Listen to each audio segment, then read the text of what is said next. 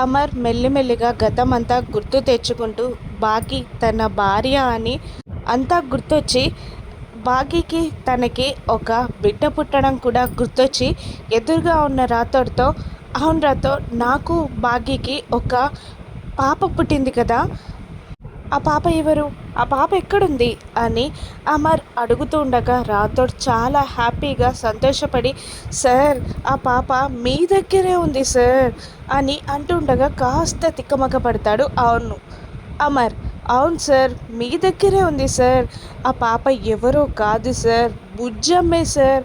మన బుజ్జమ్మే మీ పాప సార్ అని రాథోడ్ చెప్పగానే ఒక్కసారిగా షాక్ అవుతాడు అమర్. బుజ్జమ్మ నా కూతురా అని షాక్లో అడుగుతూ ఉంటాడు అమర్.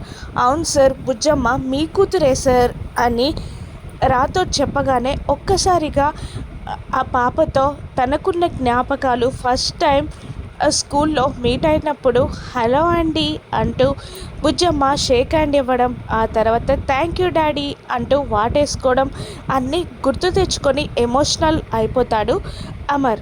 ఆ తర్వాత బుజ్జమ్మ అమర్ ఒక చేయిని మరో చేయిని బాగీ చేయిని పట్టుకొని గుడి మెట్లు ఎక్కుతూ ఉండగా అమర్ ప్రేమగా బాగీని బుజ్జమ్మని మార్చి మార్చి చూస్తూ ఉంటాడు. అమర్ చూపుల్లో తేడా, ప్రేమ అన్నీ వెనకాలే ఉన్న మనోహరి పసిగట్టి అమరేంటి ఇంత తేడాగా చూస్తున్నాడు అని మనసులో అనుకుంటూ ఉంటుంది మనోహరి. కానీ అమర్ మాత్రం బుజ్జమ్మని బాగీని చాలా ప్రేమగా చూస్తూ ఉంటాడు.